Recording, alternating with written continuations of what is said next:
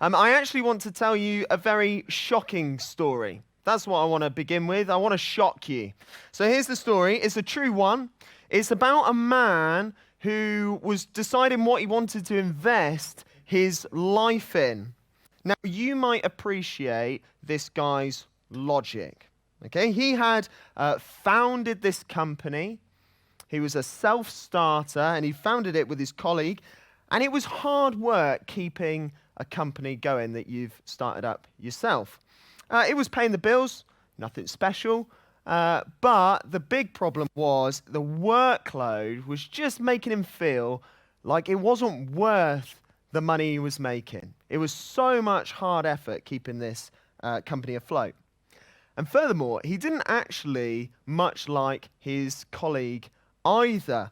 His opinion of his colleague was that if you had to choose between him and an ice cube, you'd more likely nestle up to the ice cube for warmth instead. That's the sort of cold, manipulative guy he found his colleague to be. So you see, he was just miserable. He's investing all his life into this company, and it seemed to him it wasn't worth the effort. So what he decided to do was he's going to make a change. It sounds really simple. He decided to make a change. He sold his shares in the company. They were worth around $800. And then he went back to doing what he really loved. He was an engineer for slot machines. That's what he enjoyed doing. And he went back doing that. Okay, so you take this guy. Do you think he's made a sound decision on what he's investing his life in? I think actually it sounds pretty reasonable at this point in time, doesn't it? What if I told you that this man's name was Ron Wayne, who we're going to see up on here? Do you recognize this guy? Any of you youngins, do you recognize this man here? Ron Wayne? Okay. Maybe, well, I didn't really expect you to know who Ron Wayne was, but maybe you'll know his colleague. His colleague is Steve Jobs. The company they founded was Apple, the one that's made my phone and countless of yours as well. That is his colleague. Now, those shares he sold for $800 would today be worth $32 billion. Now, that's incredible, isn't it? He says, and he said this in an article written a couple of years ago, he says he doesn't today regret his decision. Well, that's just nonsense, isn't it? That is an incredible line, but it's not true, is it? You see, I bet, and hindsight is a beautiful thing, but I bet if he knew that Apple was going to take off, if he knew what was going to happen, he would have stuck it out a bit longer. He would have managed with Steve Jobs, cold Ice Cube Steve, that little bit longer. You see, a revelation like that knowledge would have changed the line up to which he was willing to invest. It would have moved that line. Well, I have something more shocking than this story to share with you this evening. The sort of shocking revelation that if you've not actually considered this before, well, actually, it will change your life. And it should change what you're investing your entire life in. Now, for all of us, there's a line which represents the point at which we're willing to invest up to. Beyond that line, it doesn't become worth it anymore. So if Ron knew what was going to happen with Apple, well, his line, which was here, well, it would have moved. He would have put up with Steve more. He would have been happier with the workload he had. What I want to make you think on tonight is, what about you? Where's the line in your life? Where's your investment line? Because we're all investing our lives into something. You're investing your time and your attention into me now. And it's a bit risky for me as a speaker to ask you this, but is it worth it? Is it worth listening to me at the minute? Is it a sound investment of your time? Maybe the line at which it was a sound investment You go beyond that when you realize it was me speaking and not someone a bit more captivating. Maybe it was actually after you enjoy this lovely food that's about to be prepared. Maybe that's the line, and once you've had that, it's not worth it anymore. Maybe, actually, you've come because of tonight's topic. You want to chew the fat on that, and you want to have your say. So maybe, once you've had your say, that's the line, and beyond that, it's not worth it. There could be a number of reasons, couldn't it? But regardless, whatever the reasons, actually, it's not that big an investment to consider how you choose to use your evenings like tonight. It's just one evening, isn't it? But what about your life? What's the investment line of your entire life? Tonight we're looking at the question, why was Jesus raised? If you were here yesterday, you would have heard about Jesus who died. But then the claim of Christianity is that 3 days after, he was raised back to life. Now, there's loads of questions we can ask about that, but the one we're looking at tonight is why? What does it mean? What difference does it make to know that Jesus rose from the dead? Well, one answer is that Jesus was raised to defeat death, to conquer it. And in so doing, move that investment life of your line so that you can have confidence investing in an eternal future. Because at the end of the day, is Steve Jobs actually better off than Ron Wayne? What do you think? Is Steve Jobs better off than Ron Wayne? Well, no, because Steve Jobs, he died in 2011. And Ron, at the age of 88, he's not far behind him. He's going to soon follow him. Death is the great leveler. Actually, it levels the playing field, doesn't it? Unless, of course, we should be investing our lives beyond the grave. Now, to explain more what I mean, I want to share with you another shocking story that Jesus taught. So here it is, and you can see it for yourself on your tables there. So do take that and read it. This is what Jesus says. Jesus told his disciples, there was a rich man whose manager was accused of wasting his possessions. So he called him in and he asked him, what is this I hear about you? Give an account of your management because you cannot be my manager any longer. Uh-oh. This guy, he's in for the sack. He's about to be made unemployed. He knows that as soon as he gets into the office in the morning, it's bad news. So, he hatches a plan. Continuing at verse 3, the manager said to himself, well, what should I do now? My master has taken away my job. I'm not strong enough to dig. I'm ashamed to beg. I know what I'll do. I know what I'll do so that when I lose my job here, people will welcome me into their houses. So the boy's got a plan. He's got a plan of action. He's going to make his last day at work count for something. So this is what he does. He called in each one of his master's debtors. He asked the first, how much do you owe my master? 3,000 liters of olive oil, he replied. Well, the manager told him, well, come here, take your bill, sit down quickly, just make it 1,500. Just make it 1,500 and go away. Then he asked the second, and how much do you owe?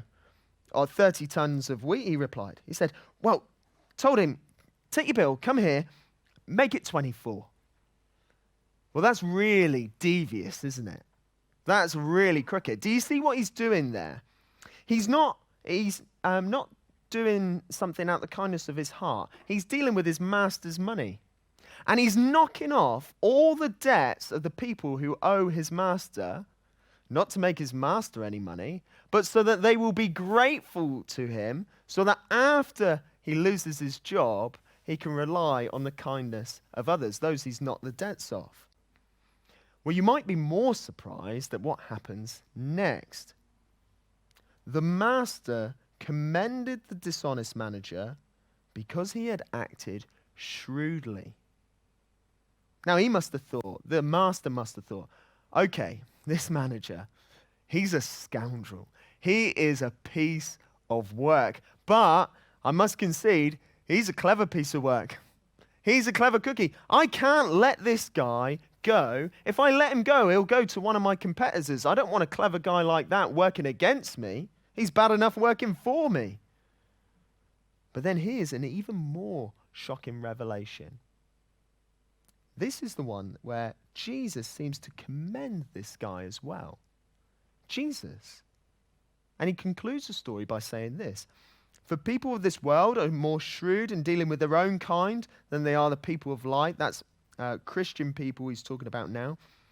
I tell you, use worldly wealth to gain friends for yourselves, so that when it is gone, you will be welcomed into eternal dwellings. He's talking about life after death. Now, are you surprised that Jesus tells this story? Jesus is a good man. We know he's a good man. We heard about that on Monday night. He lived a perfect life. And yet, he seems to commend this guy who essentially he's just robbed his master blind. I mean, that's bad form, isn't it? It's not just morally dubious what this manager has done. It's just plain wrong. We know he's just stealing to cover his backs. So why is Jesus praising him? If Jesus is a moral guy, why is he praising him? You've got to understand what Jesus is praising. He's not putting this manager up and saying, this is a wonderful guy, a great upstanding citizen to live your life by. He's not a moral example, is he? But what he is saying is that this guy has got his head in the right place. This guy has got sense, and that is what Jesus is commending. You see, he's got sense to the right sense to prepare for the future, doesn't he? He had the right sense to make the most of the time that's available to him now. He's got the right sense to use the resources before the inevitable happens. He's got the right sense to try and preserve his life. That's sensible, isn't it? And he's got the right sense to act on all the knowledge that's available to him. This guy, he had sense. Maybe not great morals, but he had sense. And Jesus is therefore challenging those who are listening to him. Do they have sense? Tonight, Jesus is challenging each of you to think, do you have sense? Have you got sense? Because this manager, he knew that there was life after the sack. And he had to get ready for it. If his life wasn't going to end when he lost his job, then he knew he had to get ready for a life afterwards and get secure for then. But what about all the inevitable that we all face? It's not the sack, is it? Some of us aren't working. But we all face the inevitability of death. One day, each of us are going to die.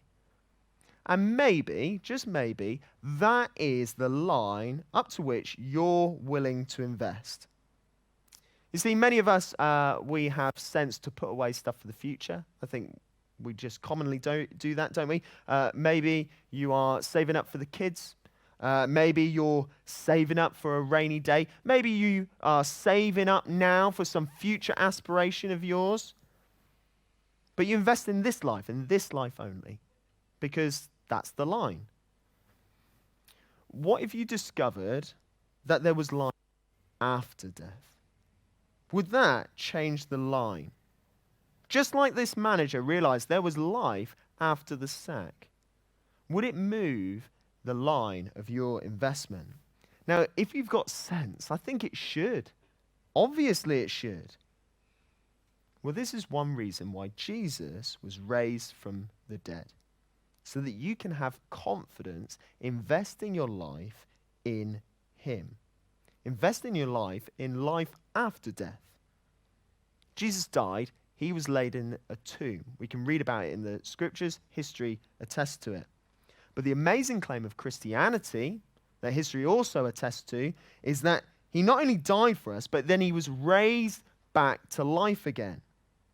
And this changes absolutely everything. You see, if Jesus rose from the dead, then death is defeated. It's happened. That line drawn saying life ends in death, it's now been taken away. The resurrection of Jesus shows us life doesn't end with death. And if that's the case, then we need to know whether we can have security after death. Are you confident that you are going to be secure after your death? It's quite morbid to think about. I think about many of you young people over here. Maybe you don't contemplate these things. That's what Pete was saying on Monday. Well, let me ask you this. Think back to Ron Wayne. Look, poor old Ron. Bless his heart. We have sympathy, don't we, for Ron, poor old Ron. He didn't know that Apple was going to take off in the way that he did. How could he?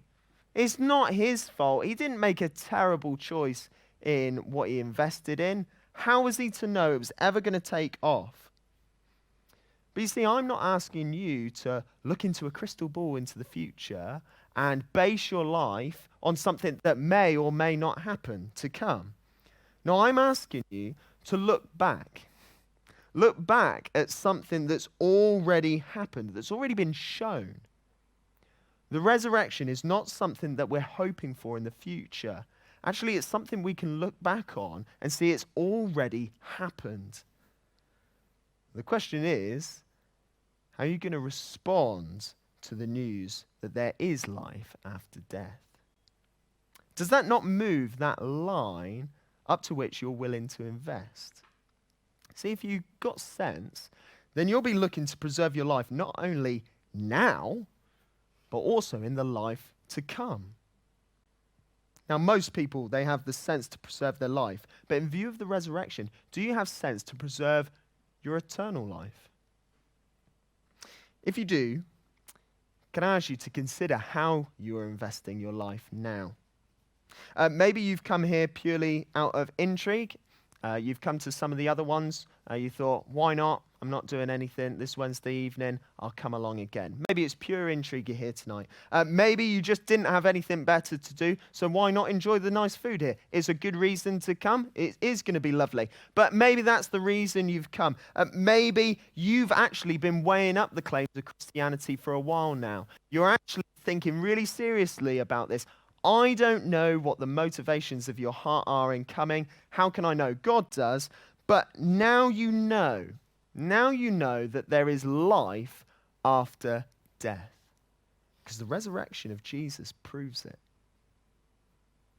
So spend your time settling your business with God. That's what I would suggest. You've got Christians around you. Why not ask them tough questions? If you don't like asking them tough questions because they're nice people, I get that. Ask an ugly person like me tough questions. I don't mind. That's absolutely fine. But ask those questions. Invest your time now in discovering whether this is really true or not. We've got some books for you to take away. They're free books, some literature to help you explore the claims of Christianity more. Take some away. It's not costing you anything, but you could invest your time in reading some of those books, couldn't you, to see if this is all true. You've got 2 more opportunities this week. Thursday, Friday, we're still doing these why questions. We're looking through. You could come, couldn't you? You could invest those evenings too, discovering whether this is really true. Invest the time you've got in this life, securing the life to come. Now, maybe you think exploring Christianity, well, that is a risky investment. It's risky business. At the end of the day, if this is all there is, I get that. Surely I should then be living it up. I shouldn't be getting bogged down with all this Jesus chat. I should be much better going over the road, not you lot, but over the road in the Hayworth. But actually, when we consider this, that's why the resurrection of Jesus is so important for us to know, to understand. The resurrection shows us that it's no risk to invest our life in the life to come. You see, there's no time that you can lose out on here that you won't make back in eternity, is there? There's no joy that you can experience in this life that won't be superseded by knowing Jesus eternally. Investing everything in this life now, well, that's a bit like selling shares for $800 when they could be worth $32 billion. You don't have to be like Ron Wayne. You don't have to be like Steve Jobs either, thankfully. Actually, what you can do is very simple. In view of the resurrection, you can recognize that Jesus has conquered death. And if he's conquered death, then actually, can I implore you, have the right sense. Give your life to him. Invest your life in him and secure for yourself the life to come. Thank you very much.